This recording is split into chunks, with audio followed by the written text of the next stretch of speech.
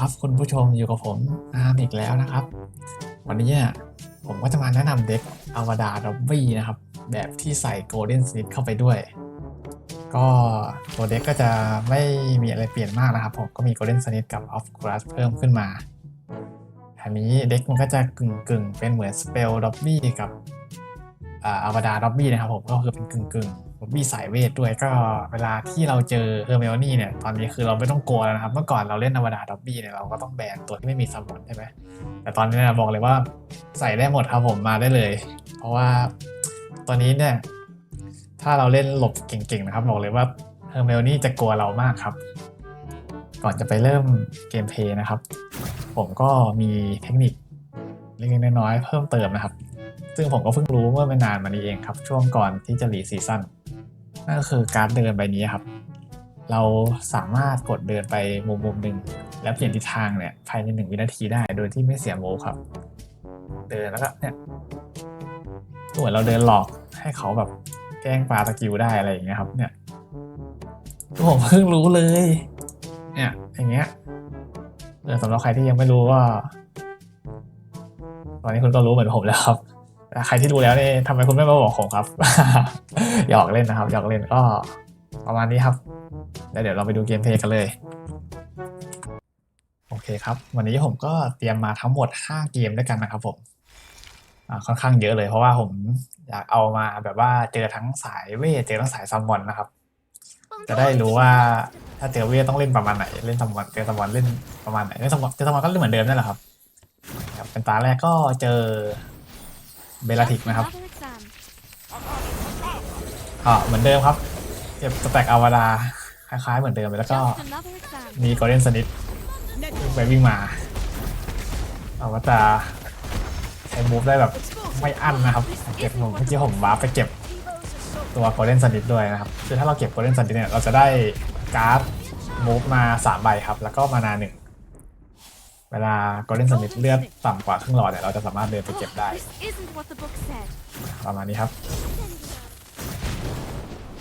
แต่วันนี้พอเขาเห็นผมใช้อวดารนะเขาก็เริ่มไม่ซัมมอนอะไรออกมานะมีแต่ผีของเบลาทิกนะครับเขากักมอนแล้วครับพยายามใช้แต่สเปลนะครับผมก็เก็บสแต็กไม่ได้นี่ก็รอดูเชิงครับว่าเขาจะเอายังไงกักมานาไว้ก่อนจะเต็มแล้วครับเหมือนเขาก็ไม่เรียกสักทีก็เอาคุรัสอัดหน้าเลยครับผมจังหวะนี้ให้เขาเลือกเองเลยครับว่าอยากแตกด้วยออฟคุรัสหรือว่าอยากแตกด้วยอวดา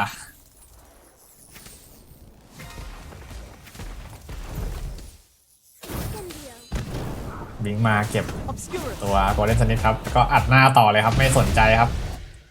เขาสกิลใส่เรามาเราก็บิงหลบได้เรื่อยๆครับผมเราอัดหน้าฝ่ายเดียวครับถ้าเขาไม่เรียกมอนมาให้เราเก็บสแต็กฝั่งโน้นก็เลือกทางไหนก็เจ็บนะครับจังหวะนี้วันนี้ปล่อยหมูช้าไปครับ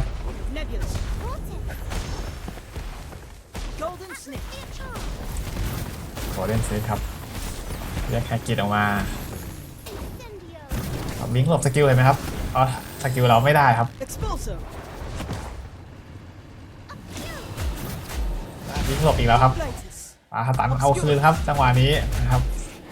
ตัดอยู่ฝ่ายเดียวเลยครับไม่เรียกบอลมาไม่เป็นไรครับ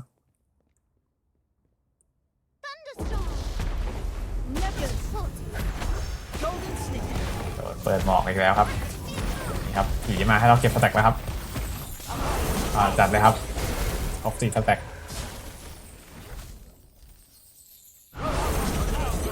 ก็ตามสูตรเดิมครับผม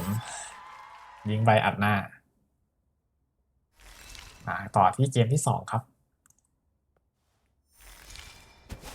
แต่เกมนี้เนี่ยคอมพานีนอาจจะไม่เหมือนที่ให้ดูตอนแรกนะครับเพราะว่าอยู่ในช่วงลองผิดลองถูกแต่เกมนี้มันแบบว่าสุดมากครับก็เลยอยากเอามาให้ทุกคนได้รับชมกันเปิดเอาเปิดกันไปก่อนเลยครับผมเจ็บกว่านะครับเพราะว่าเป็นคนเปิดก่อนแต่ไม่ได้เปรียบนะครับ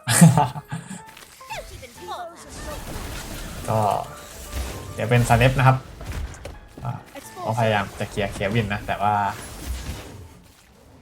ยากเหลือเกิน คนนี้ผมบอกเลยว่าเขาเล่นดีมากเลยนะก็เก็บสแต็กกับตัวร่างปลอมนะครับคาซันดาโดนดึงไป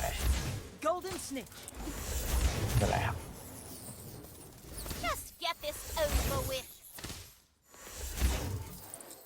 เล่นสนิทโดนนวดนะครับเอาเก็บคืนก่อนนะครับ จังหวะนี้เควินฝั่งนู้นก็สีแดงนะครับไม่ค่อยดีนะครับอาการโอเคครับผมเนี่ยสวินมาให้เราเก็บสแต็กวันนี้ดูครับเขากะจังหวะสกิลตอนผมไม่มีวาร์ปถูกต้องตลอดนะครับ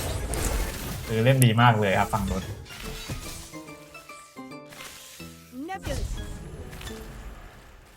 ก็แอบในหมอกครับผมยื้อเวลาตามสูตรครับ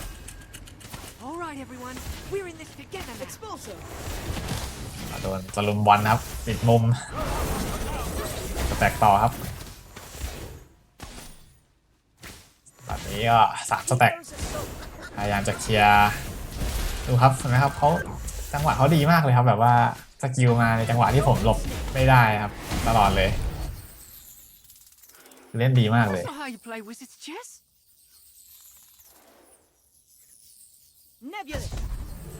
าดอีก1สแต็กครับผมแต่ว่าเลือดเหลือน้อยมากปาสตันไปนะครับผมแต่ตัวปลอมไหลไปข้างบนได้เฉยเลยครับยิงไม่โดนเลยครับ เพราะว่าตัวมันไหลไปไม่โดนเลยครับนี่ก็เอาใหม่ครับผมครบ4แล้วแต่เลือดนี่คือแบบต้องหลบนะครับ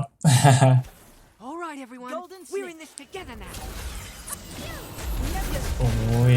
หลบสุดชีวิตครับเรามูฟเราเยอะนะครับเพราะว่ามีโกลเด้นสนิทนะครับผมนี่แหละข้อดีของโกลเด้นสนิทครับเราก็หลบได้เต็มที่เลยวันนี้ช็อตตัดสินครับเขาก็โยกไปโยกมาเล็งยากมากแต่ก็ต้องเล็งให้โดนครับแล้วก็เรียบร้อยครับผมจบไปกับเกมที่2แล้วมาต่อกันที่เกมที่3เลยครับรอบนี้เจอเป็นคุณดอยเซอร์นะครับเล่นเป็นสเนปเหมือนกับคนเมื่อกี้เลยแต่รอบนี้ผมปรับเด็กมาแล้วก็ลงโกลเด้นสนิทก่อนเลยครับผมเอามูฟได้มูฟแล้วก็ได้มานาด้วยนะครับนี่ก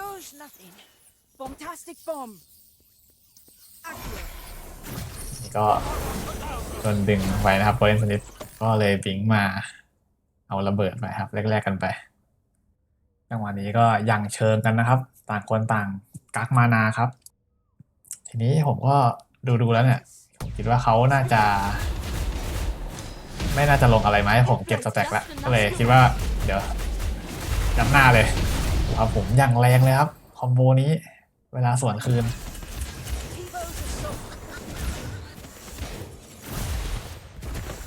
อย่างนี้พอผมเห็นเลือดเขาเหลือน้อยนะครับผมก็เลยคิดว่าไม่เอาแล้วสแต็กเดี๋ยวจัดหน้าเลยดีกว่าเอาเวลาเก็บใส่กระเป๋าละได้เวลาของออฟฟูลัสนะครับ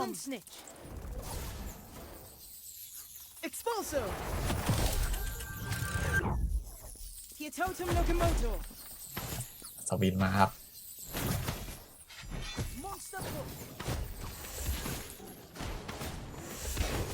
โอเคตอนนี้ครับผม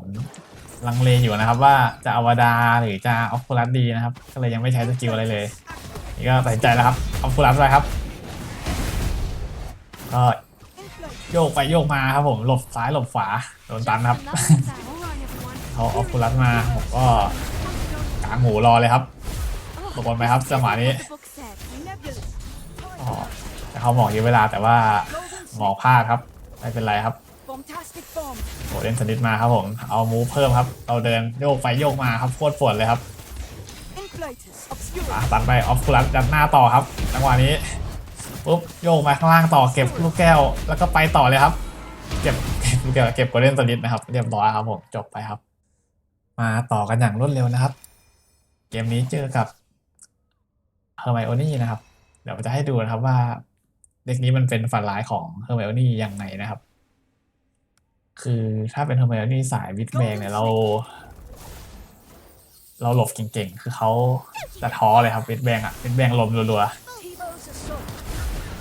นี่เปิดมาเขาขัดที อีโวเรานะครับพยายามจะล็อกเราก็หลบนี้สตันไม่โดนนะครับจังหวะเดินพอดีสังเกตนะครับผมเวลาผมใช้บิงเสร็จเนี่ยผมจะเดินเลยนะครับเพราะว่าจะได้เอาบิงต่อไม่ได้กักมูฟเท่าไหร่เพราะว่าเวลาเจอเฮอร์เมโอนี่นะครับที่เล่นบิ๊กแบงเนี่ยบิงต้องพร้อมเสมอนะครับว่าจับหน้าเลยครับจังหวะนี้โคตรแรงครับแล้วก็เดี๋ยวรอการ์ดก๊อปปี้นะครับผมได้มานาพร้อมเฮอร์เมโอนี่อีกรอบหนึ่งพอดีครับผมแล้วก็ซัดต่อเลยครับโคตรโกงครับเลือดหายไปครับครึ่งหลอดEveryone, we're in this together now. Oh, this is What also now? book set.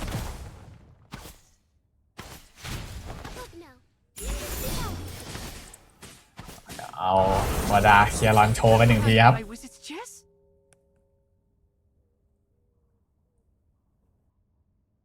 ตรงนี้เขาเหมือนจะกักมานาเตรียมจะทำอะไรสักอย่างนะครับผมจากที่ดู Golden นี่ครับเขายังมีมานาเหลืออยู่เขาปาสตาร์กับวิดแบงมาปุ๊บไม่โดนครับผมมานาเขาน่าจะหมดตัวครับก็สวนเลยครับลอนคืนไปครับจังหวะนี้เหมือนเขาจะนิ่งไปแล้วนะครับเพราะว่านิ่งเลยครับเพราะว่าวิดแบงไม่โดนนะครับมันสู้ยากครับผมเจอล็อบบี้ก็เป็นอันจบไปครับมาอยู่กันที่เกมสุดท้ายนะครับต้องขอบอกไว้ก่อนเลยนะครับว่าคนนี้เนี่ยผมเคยเจอเข้ามาแล้วครั้งหนึ่งครับตอนนั้นเนี่ยผมเล่นเฮอร์ไมโอนี่แล้วเขาก็เล่นอวดาด็อบบี้ครับสภาพก็คือเหมือนเกมเมื่อกี้เลยครับแต่ว่าผมอะเป็นเฮอร์ไมโอนี่นะ ก็คือเขาหลบทุกอย่างของผมได้หมดเลยวิดแบง3-4 รอบก็คือหลบได้หมดเลยแล้วพอผมแพ้ใช่ไหมเขาก็แอดผมมาทีนี้ผมก็งงว่าเขาแอดมาทำไมวะพอรับปุ๊บเขาก็ทักมาว่า FT ครับผมก็แบบโอ้โหเจ็ดชีวิตจากแฟนคลับแมตช์นี้ก็เป็นแมตช์แก้มือของผมนะครับมาดูกันว่าจะเป็นยังไงครับด็อบบี้ปะทะด็อบบี้ครับ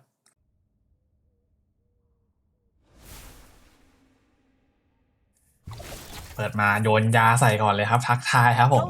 บอกให้รู้ไว้ว่าผมจำได้นะครับที่เคยตบผมไว้เขาเปิดออกลัดมาอัดใส่ผมเลยนะครับก็เอาคืนครับแต่ว่าเขาหลบใช่ไหมครับเขาหลบโคตรเก่งเลยดูดิเอาบอลมาแล้วก็เอาวาดาเคลียร์เฮอผมครับคือเปิดมาแล้วแบบน่ากลัวมากเลยอ่ะโดนบอลครับผมตอนนี้ก็กำลังยืนทะเลาะกับบอลครับเอาวาดาเก็บไปครับผมเกือบโดนขัดนะครับจังหวะนี้ก็ยืนอย่างเชิงกันอยู่นะครับยืนดูเชิงกันนะครับต่างคนต่างดูเชิงเอาลงไปซื้อมาผมก็เก็บโกลเด้นซันนิดเลยครับไอ้โกลเด้นซันนิดเวลามันแป๊บไปแป๊บมาเนี่ยมันแป๊บปุ๊บเราเอาวาดายิงมันก็ทันอยู่นะครับวันนี้ผมวาร์ปโชว์ครับแก้เขินครับวาร์ปอะไรก็ไม่รู้นะครับหลบอะไรเนี่ยดูเขาหลบครับผมดูผมหลบครับโอ้โห my god ดูเขาหลบแบบฮาคิสังเกตนะครับ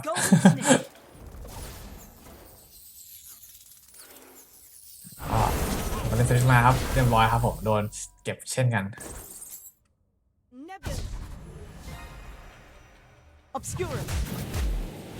เขาหลบทุกอย่างได้หมดตอนนี้ผมก็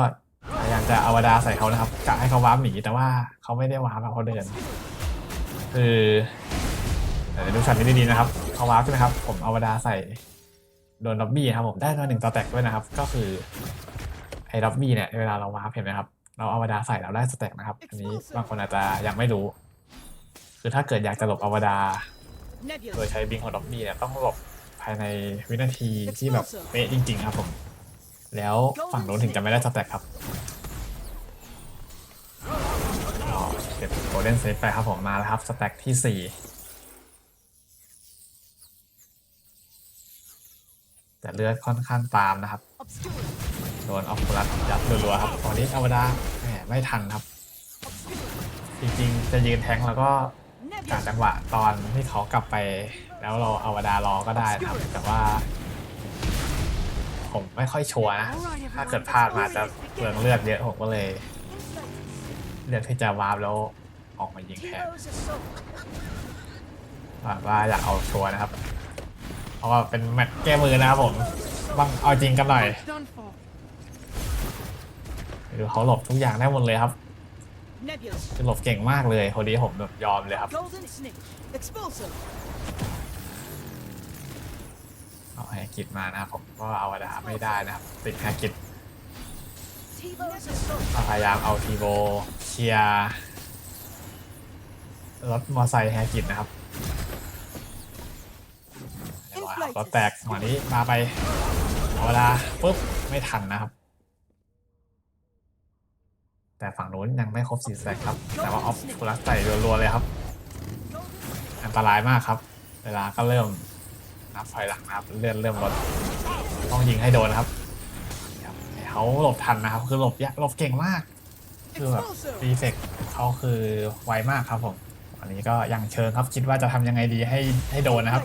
ปาสตันไปแล้วกดอวดาแบบเร็วๆครับ แล้วก็ตามไปยิงครับผมหลอกให้เขาหลบสตันครับ ก็จบไปเป็นที่เรียบร้อยนะครับสำหรับคลิปแนะนำเด็กอวดาด็อบบี้แบบมีโกลเด้นสนิทนะครับคิดเห็นยังไงก็คอมเมนต์บอกกันไว้ใต้คลิปได้เลยครับสำหรับใครที่มากดไลค์กดแชร์กด Subscribe กดคอมเมนต์นะครับก็ขอบคุณเป็นอย่างมากครับแล้วไว้พบกันใหม่คลิปหน้าครับผมสำหรับวันนี้บ๊ายบายครับ